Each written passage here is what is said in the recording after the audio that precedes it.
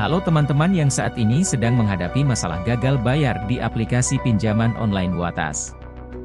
Mungkin video ini dapat memberikan gambaran solusi terbaik bagi kalian yang mengalami keterlambatan atau kegagalan membayar pinjaman di Watas.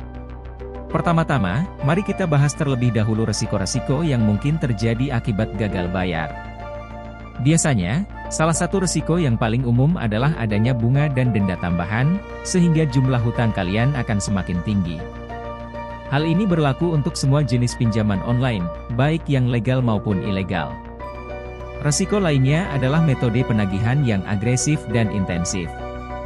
Ini bisa berupa panggilan telepon berulang-ulang, pesan WhatsApp, dan sejenisnya.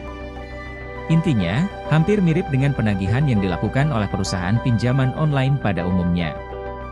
Namun, belum ada informasi yang menyatakan bahwa terdapat penagihan lapangan dari pihak Watas.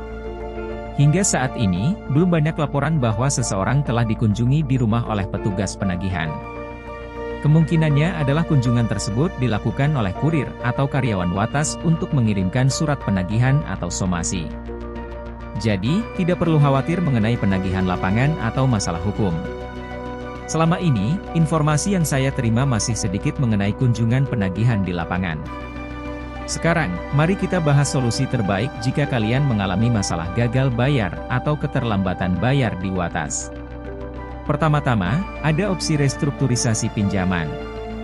Restrukturisasi pinjaman memiliki berbagai bentuk, seperti memperpanjang jangka waktu pembayaran, mengurangi tunggakan bunga dan utang pokok, menambah fasilitas pinjaman, mengkonversi pinjaman menjadi penyertaan modal sementara, dan lain sebagainya. Namun, perlu diingat bahwa restrukturisasi ini akan memperpanjang waktu pelunasan dan mungkin menimbulkan biaya tambahan seperti bunga yang lebih tinggi. Jadi, opsi ini sebaiknya menjadi pilihan terakhir. Selanjutnya, kalian dapat mengajukan permohonan pengurangan bunga dan denda pinjaman. Setiap pinjaman selalu memiliki bunga, kecuali pinjaman syariah. Baik itu pinjaman konvensional, pinjaman bank, atau kartu kredit, pasti ada bunga dan denda jika pembayaran terlambat. Biasanya, jika kalian sudah mengalami keterlambatan selama lebih dari 6 bulan, akan ada penawaran untuk membayar hutang dengan penghapusan denda, penghapusan bunga, diskon, atau potongan bunga dan denda. Misalnya, jika total bunga dan denda kalian sebesar Rp1 juta, dengan potongan 50%, kalian hanya perlu membayar Rp1,5 juta. Tetapi, perlu diingat bahwa proses negosiasi seperti ini membutuhkan waktu yang cukup lama, mungkin lebih dari 6 bulan. Namun, dengan melakukan negosiasi, kalian memiliki kesempatan untuk mendapatkan kemudahan-kemudahan seperti ini. Solusi berikutnya adalah jika kalian menghadapi metode penagihan yang kurang sopan, seperti penyebaran data fitnah, kontak di luar darurat, atau kata-kata kasar. Kalian dapat mengumpulkan bukti-bukti mengenai hal tersebut dan melaporkannya kepada instansi terkait atau langsung kepada Watas. Mungkin ada oknum yang bertindak tidak sesuai dengan instruksi dari perusahaan.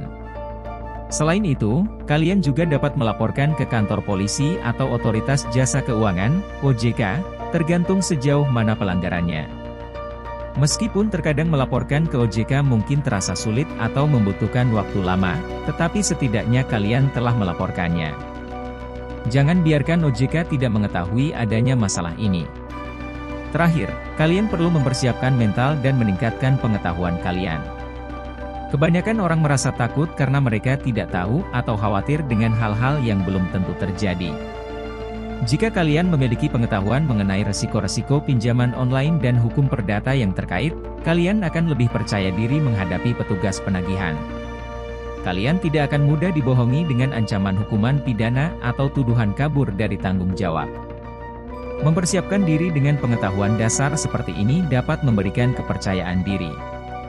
Banyak informasi yang dapat kalian temukan di Google mengenai hukum perdata dan pasal-pasal tentang hutang piutang. Dengan membaca informasi tersebut, kalian akan lebih siap menghadapi situasi yang ada.